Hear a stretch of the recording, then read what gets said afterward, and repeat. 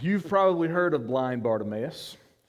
One of my favorite songs right now, as I've been studying this passage, I found a song called Son of David. It's by a band named Ghost Ship, and I pride myself on finding bands that most of you never heard of, but that's okay. But you can find it on Spotify, you can find it on YouTube. But the opening line of that song says, "The blind won't gain their sight by opening their eyes." The blind won't gain their sight by opening their eyes.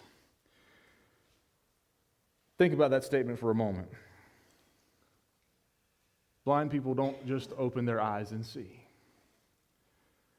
Now, some of us blind ourselves and close our eyes to things, but blind people won't gain their sight by opening their eyes.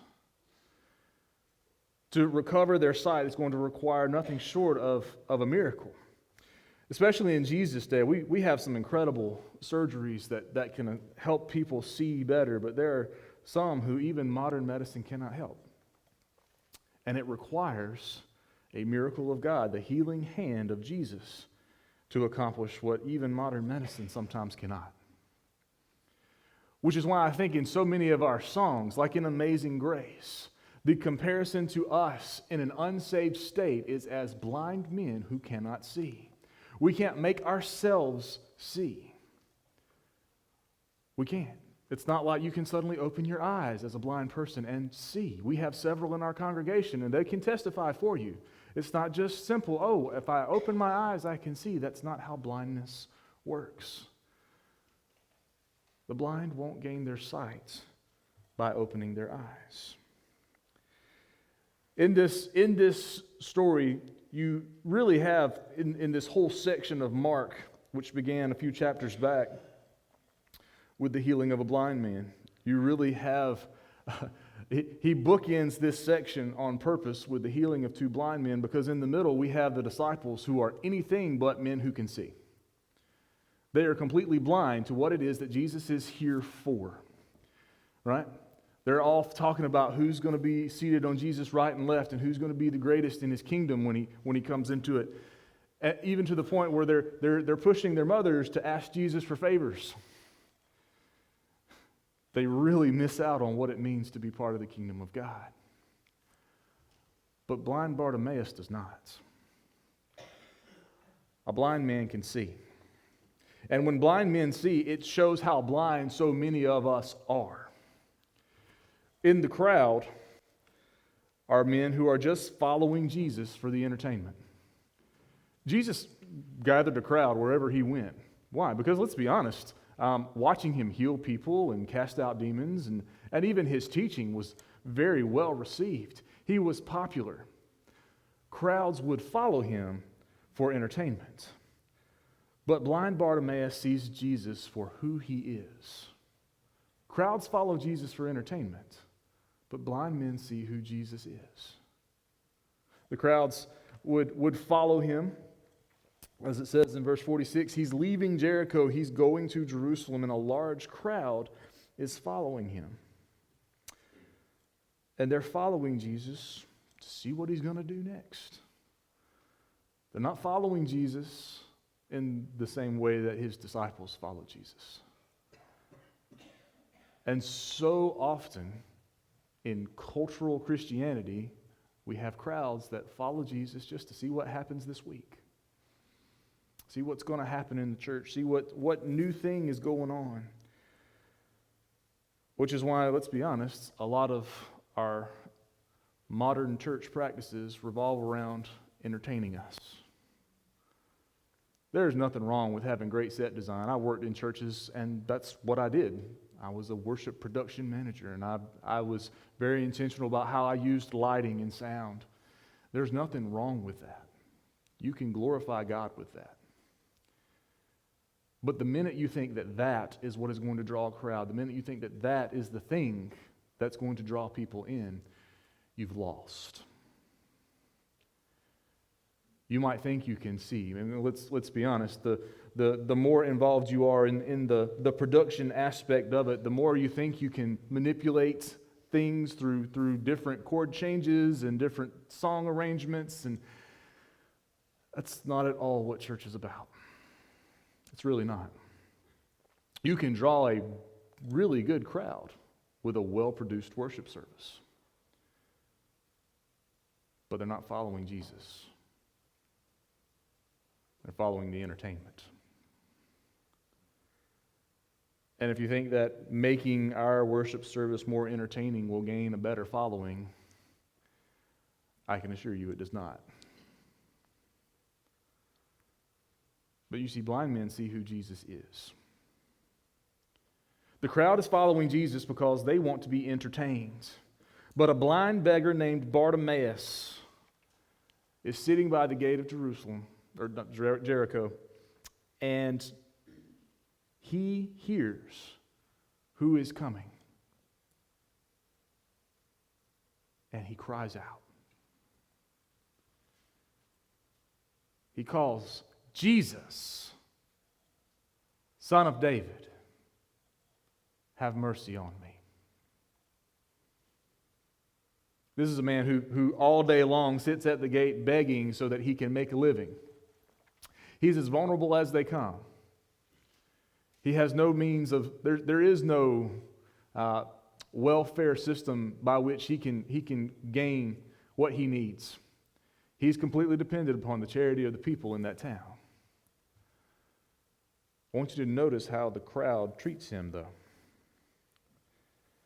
You see, blind men see who Jesus is and cry out, Jesus, Son of David, have mercy on me. So many of those following Jesus for the entertainment lacked a knowledge of who Jesus was. But Bartimaeus, by crying out, Son of David, says something extremely important about who Jesus is. He recognizes Jesus as Messiah. He knows the prophecies about the Son of David who would sit on an eternal throne, and he recognizes Jesus as that one. A blind man saw who Jesus was. Blind men see who Jesus is. Many were sternly telling him to be quiet, but he kept crying out all the more, Son of David, have mercy on me. Crowds ignore people's needs. Blind men see they need Jesus' mercy. The crowd, shh, Bartimaeus, shut up. Be quiet. You're ruining the aesthetic of the moment. It's not a convenient time right now for you to be calling out to Jesus. He's leaving town. Just leave him alone. Crowds ignore people's needs. If they're there for the entertainment, they're certainly not there to see that a blind man has access to Jesus. They ignore him. They shush him. They shove him off to the side. Note how they treat him. If our church service does not welcome the man who comes in the back door desperately seeking help, then this is not a church of Jesus Christ. Crowds ignore people's needs. Blind men see they need Jesus' mercy. What does he keep crying out? Son of David, have mercy on me. Have mercy on me. The crowd just, shh, quiet, go away. How is Bartimaeus going to have his need met if the crowd doesn't take him to Jesus? He's blind. He can't see his way. Blind men see they need Jesus' mercy. He says, have mercy on me. What is mercy? Mercy is when we don't get what we deserve. That's how we've generally defined it. Grace is when we get something that we certainly do not deserve. He knows that Jesus can heal blind men, so he's crying out for Jesus' mercy. But the fact that he calls him Son of David means he understands something more about who Jesus is. This blind man sees who Jesus is, and this blind man sees that he needs Jesus' mercy. Not just for his eyes, for his life.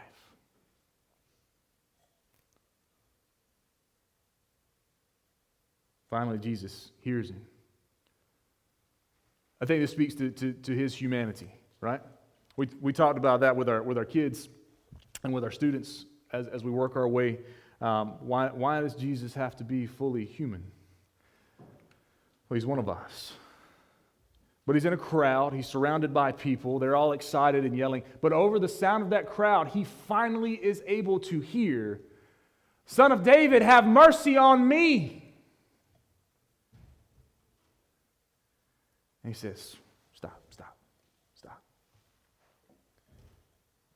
Jesus stopped and said, "Call him here. Call him here." There's a huge crowd between him and Bartimaeus. He says, "Call him here." So they called the blind man, saying to him, "Take courage, stand up, he is calling for you." Suddenly they have time for Bartimaeus.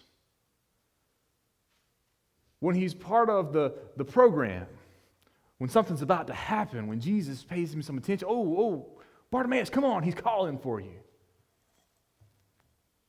Let's think about this a minute.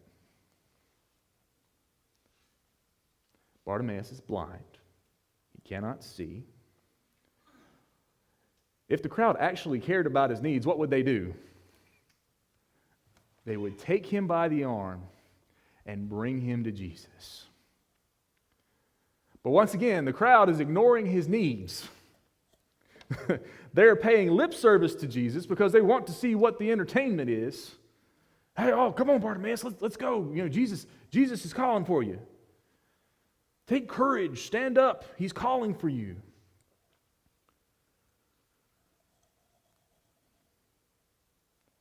Brother Morris, can I share a story about you? Yes. I had a really dumb moment when I first became your pastor. I'm of a new generation that likes to text people, and I text all of our deacons about a deacons meeting. Now, for those of you that don't know, Brother Morris has macular degeneration. He can't see a text message. How much good did it do him to know what was going on if I just sent him a text message? It didn't do him any good at all. He missed the meeting and he wasn't very happy with me, and he had every right to be. Don't be the crowd. Don't be the crowd. The crowd ignored Bartimaeus. And when it was convenient for him, they paid lip service to him. But here's the thing, Bartimaeus didn't need their help. You see, a blind man saw that he needed Jesus and Jesus alone. The crowd paid lip service to Jesus, but a blind man saw that he needed Jesus and Jesus alone. Verse 50, throwing aside his cloak, he jumped up and came to Jesus.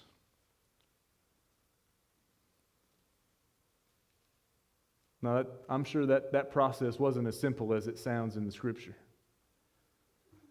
Jumping up is one thing in the middle of the crowd, but he's got to make his way. He hears where these men are calling from, and he's just making his way through the crowd until he gets to Jesus. But I want you to see what he did. He left his cloak. You see, in ancient times, as a blind man, he had to have permission to be a beggar. And the cloak was his permission. It was a sign to everyone that, yes, if he was sitting at the gate, sitting along the side of the road, he had a beggar's cloak, then it was okay. He was approved. You could give him money. He needed your help. When Bartimaeus gets the chance to go see Jesus, I want you to notice what he does. He leaves his cloak. By leaving his cloak, what he says to all those people around, he says, I don't need you, I need Jesus. I don't need the support of all these other people. All I need is Jesus. I don't have to be recognized as a beggar for you to throw your token coin in my cup. All I need is Jesus.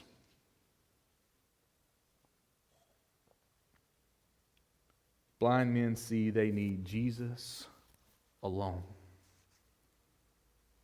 Verse 51, answering him. What it doesn't say is that he ever stopped saying, Son of David, have mercy. He wouldn't have known when he got to Jesus, would he? So the whole time he's pulling through the crowd, Son of David, have mercy on me. Have mercy on me. As he's making his way, and when he's finally in Jesus, Jesus probably just catches him right here and says, what do you want me to do for you? What do you want me to do for you?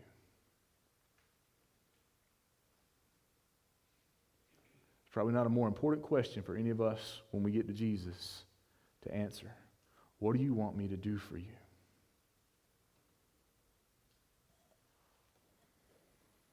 The blind man said to him, Rabboni, I want to regain my sight.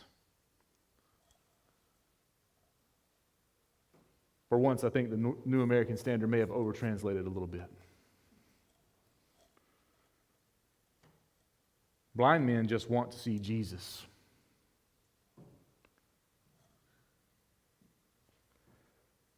Literally what he says is Rabboni, the root is anablepo. Blepo means to look or to see. Ana means up or again. And so generally it's understand, I want to see again. But maybe a more simplified translation, say, I want to look up. I want to look up.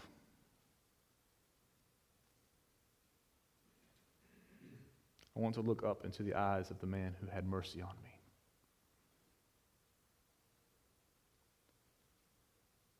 Does he want to see again? Absolutely. What does he? He wants to see. Which may be an indication that he once could see.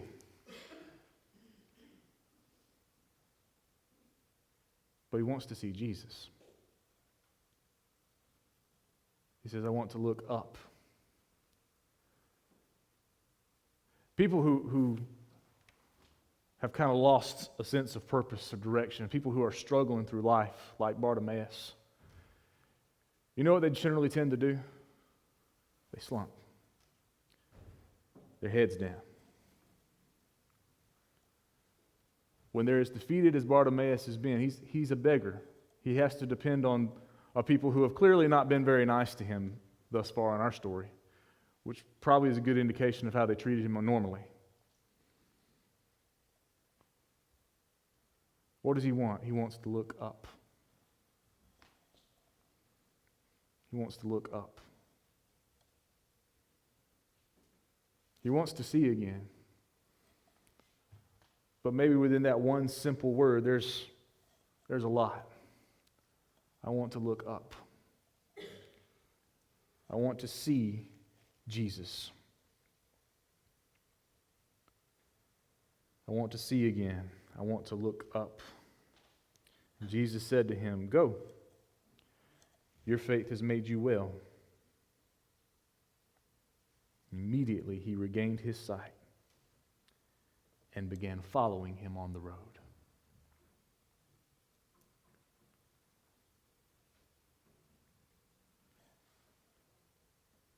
It's interesting, when you look at Bartimaeus, his name means son of honor. Literally, it's son of Timaeus. Timaeus means honor. And he was treated as anything but by the crowd. But when he cried out to Jesus, Jesus honored him. Jesus had mercy on him. Jesus made him see. But he says to him, he says, Go, your faith has made you well. Your faith has made you well. Desperately crying out to Jesus is all it took to make him see. It's all it took. We want to complicate things. We want to add something to the gospel. We want to try to make it somehow about us. It's not. Do you know what we learn in Ephesians? That we are saved by grace through faith. And this is not of ourselves, it is a gift of God. Faith. Desperately crying out to Jesus and trusting that He and He alone can save us. That's it. It is that simple. When we sing songs like Amazing Grace and say, I once was blind, but now I see.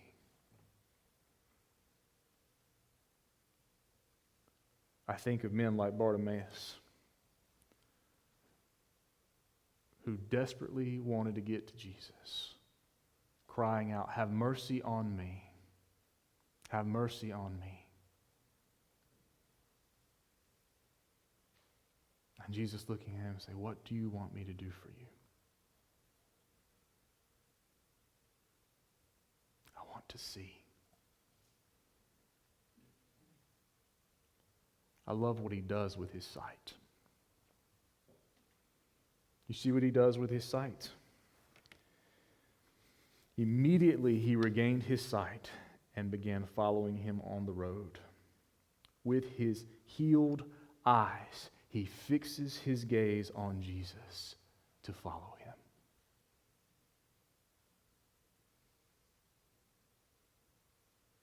Blind men and women, that's what we need. That's what we need. It's what a lost and dying world desperately needs. A world that is so blind to its own sin,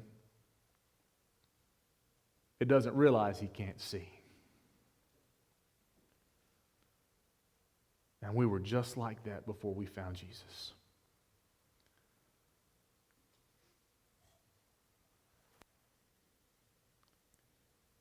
Blind men see they need to follow Jesus. Blind men see they need to follow Jesus. And it really begs the question, how blind are they? Because they seem to see really well what so many of us miss.